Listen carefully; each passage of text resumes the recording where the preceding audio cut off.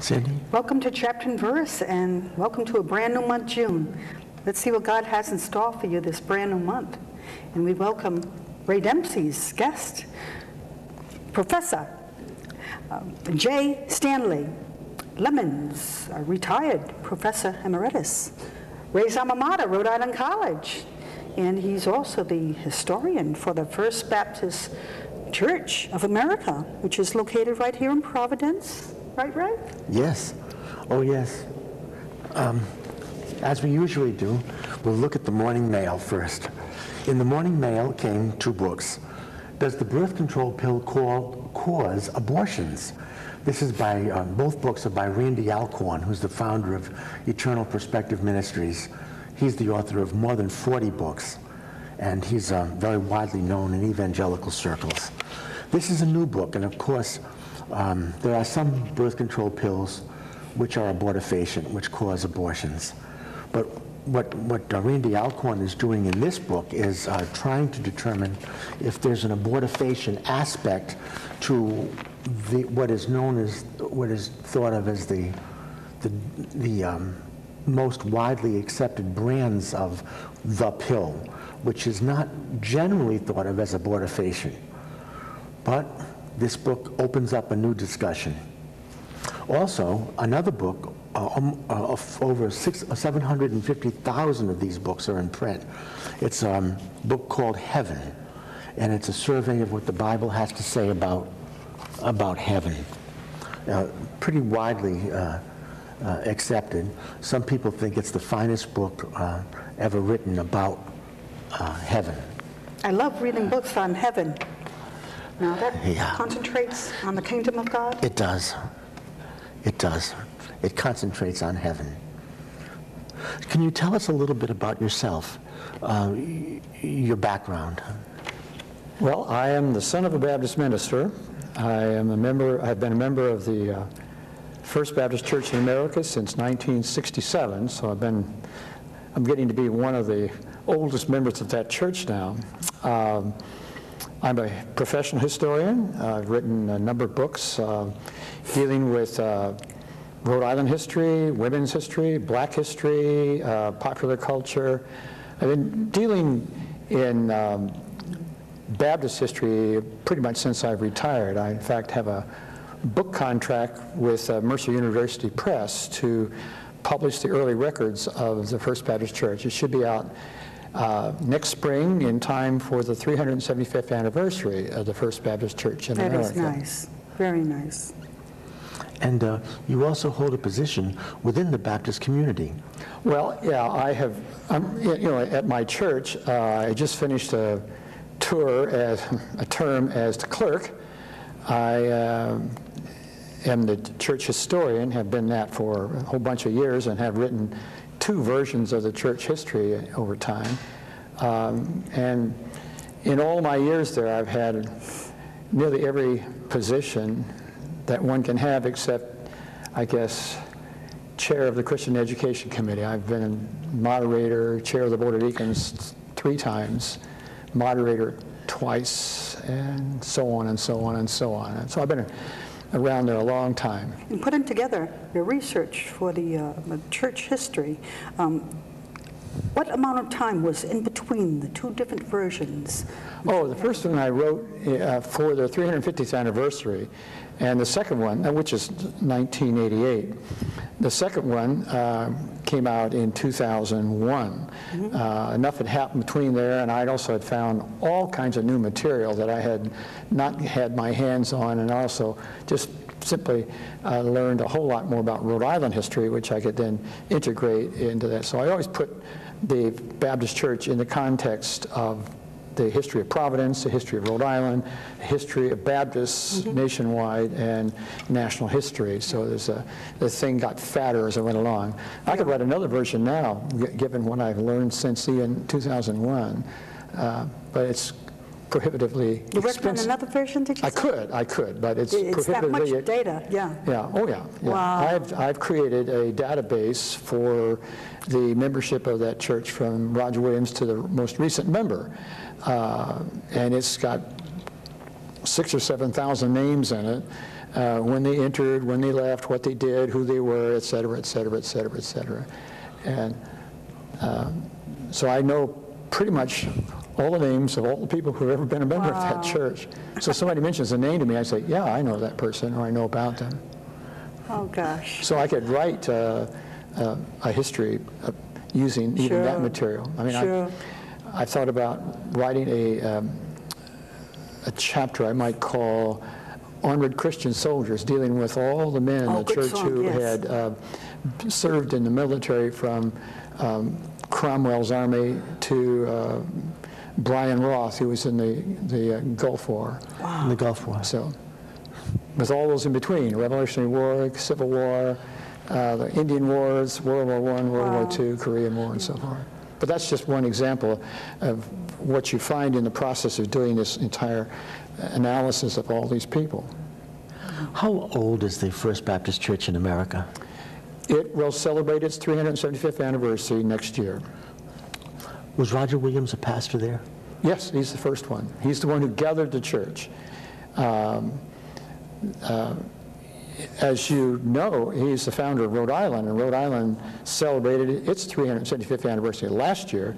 Then 2 years later, he gathered, he'd been holding services in his home for about a year before he became a Baptist. You know, he started off as an Anglican priest, became involved with the Puritans when he was a college student at Cambridge. But before he came over to America, he'd become a separatist. That's to say, he had given up on purifying the Church of England, and like the Pilgrims at Plymouth, had concluded that you had to start all over. And it's this kind of problems that got him kicked out of Massachusetts. A college student in Cambridge? A Harvard student? What was he? He was a student at Cambridge in England. Oh. When you say Cambridge, I think of Boston. Well, University. there's no Boston when he's Not at that time. Yeah, when he's in Cambridge, there is no Boston. Yeah. And the university in England, the university in Cambridge, Massachusetts, was not founded until 1636, the same year that he founded Providence. So he's already down here by the time they're founding that school up there.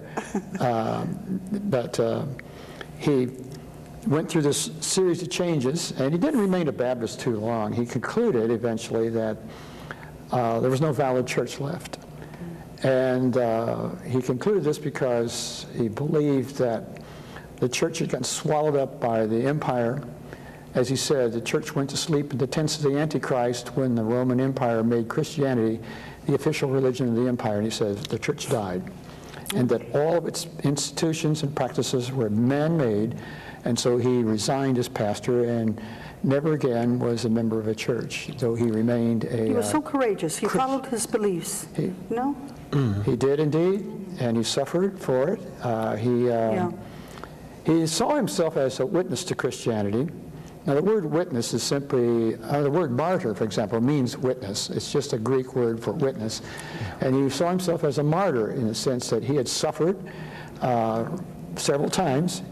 He had gone in exile from England. He'd been exiled from Massachusetts. Gosh. He had been impoverished by these things. He'd been cast out of civil society. Here's a guy who'd grown up in the city and had learned law, and had been the practically personal secretary for the greatest English jurist ever, Sir Edward Coke. And he had been with Coke into the Star Chamber, into the various courts and all. He had seen how the government operated. He had seen personally King James I and saw what a perverse character he was. And one reason he came to the conclusions that the government had no role to play in religion is because he saw what government did in religion. That England had gone from Catholic to Protestant to Catholic to Protestant, and that each turn of the wheel, people of faith were executed or punished by the new government that came in. And he had this happen to himself. The reason he left England was because he knew he was going to be thrown in jail. He would be imprisoned there. And one reason he fled from Massachusetts when they exiled him was because he knew he'd be sent back to England, where he would have his ears clipped off, branded, his tongue bored out, and thrown into jail, where he probably would have died within a few months. Well, the torture and Well, brutal slaughter in those days. Right. You know what they did? Now it's happening too, all across the world. But this is all because of governments trying to dictate what religion is. Yeah, yeah. Yeah. He said, the government has no role at all to play in religion. Period. No role at all. Terroristic government. Well, any government has no role to play in religion at all. That's his basic thing. You mentioned Star Chamber. I think there are some people who may not have heard about the history of the Star Chamber. Can you describe, what is the Star Chamber? It was a special chamber, a special courtroom that had a big star on the floor, which had begun by an early English monarch in order to provide justice and equity to people, to get out of the details of the criminal courts. But what had happened under the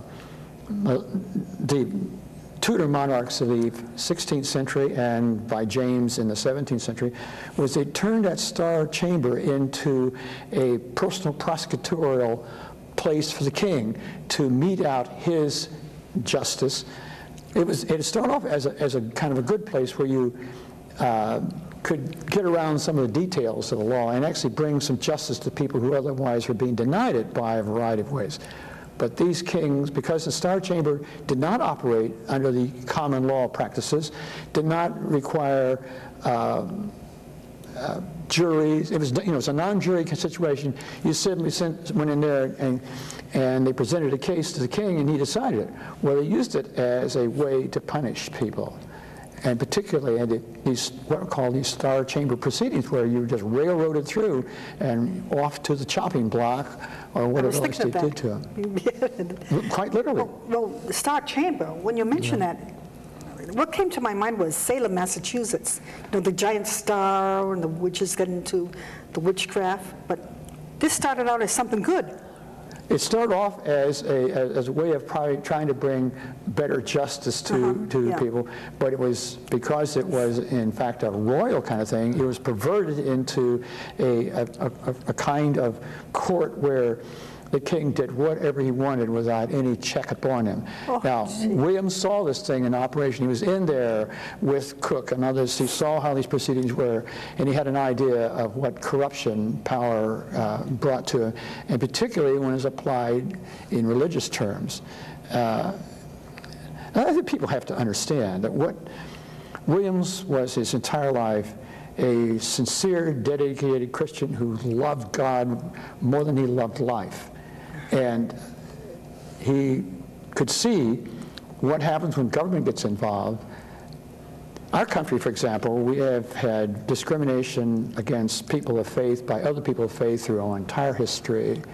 Roman Catholics have been the longest victims of this. Jews, Mormons, you name it, all kinds. Baptists, Quakers.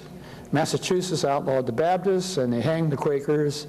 So that was what was going on. And one of the things that historians like to point to is that we have like two traditions in this country founded right from the very beginning. One is what they tried to do in Massachusetts, where they were going to build a city on a hill, a Christian commonwealth. And what's it lead to? It leads to the banishment of Roger Williams, of Anne Hutchinson. It leads to the execution of Quakers and all. The only way they could see they could preserve this is to get rid of people who didn't go along with the majority rule, with the established church. The established church there was the Puritan Congregational Church, and so they executed people. They just get rid of them. Just get rid of them. Kill them. So every other colony except Rhode Island started off as some kind of Christian commonwealth. They all failed. Every single one of them failed. All of them persecuted people except Rhode Island. Rhode Island never had a witch trial, never tried anybody for blasphemy, never tried anybody for profanity or anything like that, because those things were not against the law in Rhode Island, whereas they were everywhere else.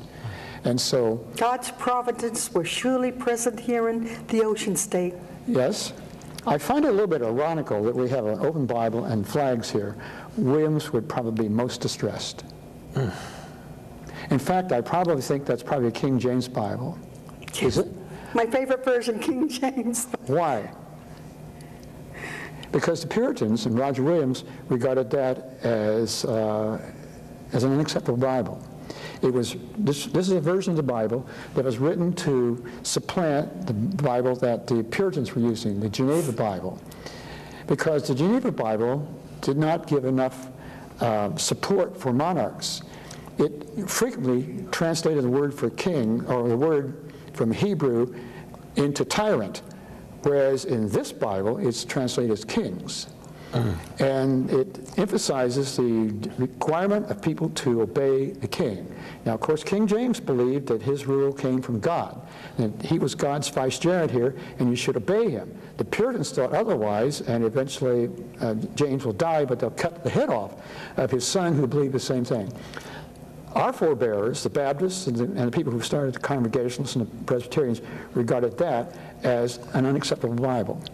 Now, I don't know exactly when Baptists and evangelicals came to regard this as the proper version of the Bible, but our forebears didn't. People who founded all of New England regarded that as an unacceptable Bible. It was meant to suppress them. It was designed to suppress dissenters, and Williams and all the Puritans were dissenters. So Williams didn't have a pro-royal position in favor of divine right of kings. Absolutely not. Not. He believed, in fact, and one of the very first people we know who does this, who says, power comes from the people, not from God. Power comes from the people. Government has only as much power as the people will grant to them, and it doesn't come from God. And he looks around and he says, are Christian governments, quote, quote, which he regarded as blasphemous, by the way, are Christian governments better than those of Muslims or other people? No, they're not. And all he had to do is look at the history of his own country, where the kings and the queens, one after another, changed the religion and persecuted people on that account. And again, he personally saw James, he personally saw Charles I. He could see what vile characters these were. And yet, the King James Version is dedicated to King James I, a person who's trying to actually suppress the very people who founded New England, the Puritans and the Baptists, and later on the Quakers too. Did Roger Williams have a thought about the Salem witch trials?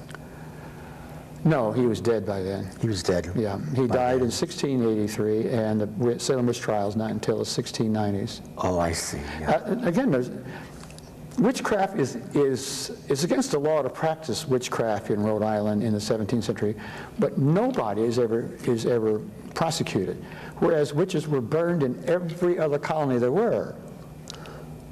Everybody believed in witchcraft. Everybody from peasant to pope believed in witchcraft in those days, and a lot of people who were burned as witches thought they were witches. I mean, they actually practiced witchcraft. They're violating the laws that are. But because, and this is why you find most of the witches are in fact poor old women. The most helpless people turn to the supernatural to try to help them out in their lives. It's equivalent in our modern time. Who plays the lottery? The poor. It's the poor. That's the motivation there, because the poor have dreams. And they have dreams, but they don't have any power. So these old ladies would turn to witchcraft, and it's illegal everywhere, everywhere. Now, we make an awful lot, far too much of Salem witch trials. About 20 people were executed. That's nothing to what was being done in Europe. No. Thousands and thousands and thousands were executed. There's some German towns where 80% of the women will be killed as witches. And we have this one outburst here, and what is it, 20 people and one dog. They hanged a dog. The dog? Yeah, they thought it was a witch who wouldn't turn back into a human being, so they hanged a dog. I love animals. yeah. You like that? Where was that, in Germany? No, this is in Salem. They hanged the dog. In Germany, they just killed people by the thousands. By the thousands? By the thousands. Wow. Thousands and thousands.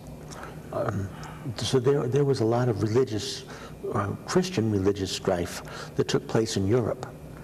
Well, Roger Williams is living during the time of the 30 Years' War, where hundreds of thousands, maybe who knows how many hundreds of thousands, Christians, Catholics and Protestants killing each other. As you said, rivers of blood are shed by people trying to impose their version of the gospel upon everybody else, saying, you've got to worship my way, or... And so you have wars. The 30 Years' War was probably the worst war that ever hit Germany, worse than World War I, worse than World War II, in terms of the total destruction and the percentage of people killed. And as the armies ranged back and forth like locusts across the landscape, just slaughtering everybody, burning whole cities down. One time visited Heidelberg, and I was astonished to find out most of the houses there are younger than so many houses here in Rhode Island, because everything had been burned down so many times, including the wars of religion and the wars of Louis XIV. So horrible. But these wars are wars where Catholics are killing Protestants and Protestants are killing Catholics, all because each one thinks they know what the truth is. Now, Roger Williams said, when you think you know what the truth is and you try to impose it on everybody else, you are exhibiting what he called monstrous partiality. He said, you have to understand, the Bible's not that clear. If it were clear, there wouldn't be so many versions of it and so many interpretations of it. So this means that it's been interpreted by human beings, and none of them get it right. But when they say, oh, I've got it right, and they try to impose it upon others, that's when he says, that's when you lead to inquisitions and religious wars, torture, persecution, etc., etc., etc. So he found that. So his conclusion is the government should have nothing to do with religion. He founded a colony here, which was a completely secular state. Every other colony, as it was founded in its opening documents, whether it's the Mayflower Compact or Plymouth, the Massachusetts Bay Colony, Virginia, wherever, all had statements about, we're doing this in the name of God to spread Christianity. Providence, when Roger Williams drew up the charter for it, or compact for it, doesn't even mention God's name, period. It's completely secular. It creates a secular government, and they all agreed that they would abide by a majority vote in civil matters only. And when he got the first charter from the Parliament, no mention of God.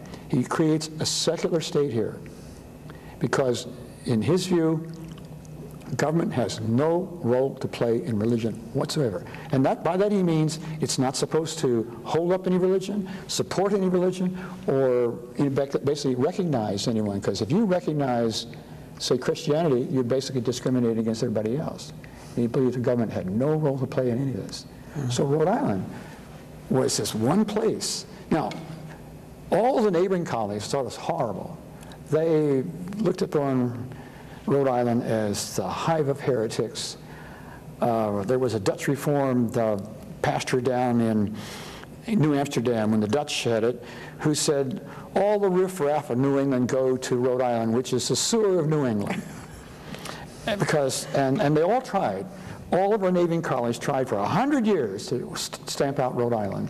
They tried for 100 years to carve it up, take it away, and put out of business this place which he had this one secular government where nobody is persecuted for religion. And this is why you have the first Quakers here, the first Jews here, why you have really the first Baptists here. In fact, you have the first 2 or 3 kinds of Baptists here. These things all can go, and from the point of view of Plymouth and Connecticut and Massachusetts, this place was a horror show. And they tried for years and years and years to carve up Rhode Island and destroy it. They obviously failed, and the example here, much to their horror, spread outward. When you get to the First Amendment, it embraces the 2 things that Roger Williams thought that should be the relationship between government and religion. There be no establishment, and there be free exercise thereof. Did Roger Williams support the free exercise? Oh yeah. Yes. Okay, that's why there are Jews and Quakers here. The Quakers were not allowed anyplace else at all. when they came here around 1658, something like that. When they went over to Massachusetts, they're hanged. They're beaten and jailed. They're kicked out of New Amsterdam or New York. Wherever they go, they are persecuted, but not in Rhode Island. And where do the Jews come to first? They come to Rhode Island because they knew Roger Williams had actually sent a big letter to Parliament around 1652 pleading for Parliament to let the Jews return to England. They've been kicked out of England in 1591. The first European country to expel all the Jews was England. And of course, everybody else does it later on.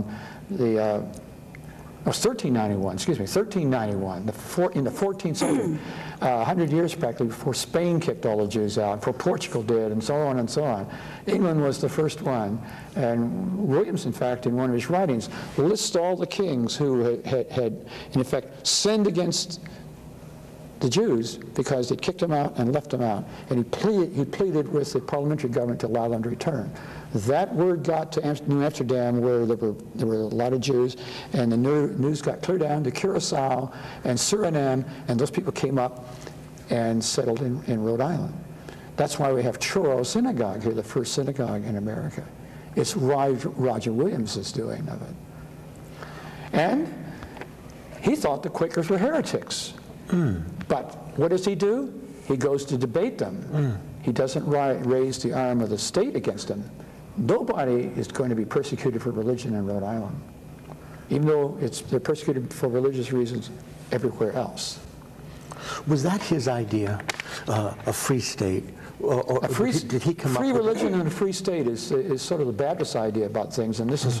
Now, he's not the one to invent these ideas, but General Baptists in England, there was a guy named Thomas Helwys who wrote the first book defending separation of church and state, religious freedom, in the English language. He wrote it in 1612. He tried to present a copy to James I. Failing that, he sent a copy autographed and addressed to James I, and for his temerity, he is thrown in jail, where he died in 1616. He's followed in, and Thomas Helwys was the founder of the first Baptist church in England in 1611. He writes this book in 1612, and he dies in prison in 1616 for having written it. His successor is a guy by the name of John Merton, who wrote a similar book, and he too was thrown in jail, where he died in 1626. Now, Williams had read these works because if you look at his famous Bloody Tenet, he quotes from it at great length, from John Merton in particular. He quotes from it, and he then includes John Cotton's attack upon this principle, and then he proceeds to spend the rest of the book, about 400 pages, demolishing John Cotton.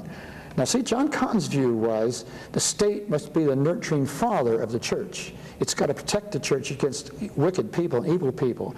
And so that's what leads to Williams being kicked out, and Hutchins being kicked out, the Quakers being executed, and so forth. It's this concept that state has to protect the church. Williams said, that's absolutely wrong. The church, well, he put it this way, true religion needs no support of the government. And if you try to get the government to support religion, it'll be certain to persecute the wrong ones. And he said at one point, you cannot contend with your conscience against all other consciences without also violating the conscience of Christ himself. If you try to impose your conscience upon everybody else, you will impose your conscience upon Christ himself. Wow. We just got a signal that we're almost down to the... Imposing the time now. down to the wire. This is fascinating. It is. Let me give you one other quotation, which I love. This is from... Quickly. This is from the man who convinced James Madison, who wrote who wrote the Bill of Rights, that there should be a Bill of Rights to protecting religion. This is John Leyland. Pastor John Leyland is a Baptist pastor from a Connecticut Yankee who went down to Virginia. He wrote, "Government has no more to do with the religious opinions of men than it has to do with the principles of mathematics. Let every man speak freely without fear, maintain the principles he believes, worship according to his own faith, either one God, three gods, no God, or 20 gods, and let the government protect him in doing so. Now, Thomas Jefferson would We shall actually close with use that this quote. language. You have to Would close with actually that use this quote. language.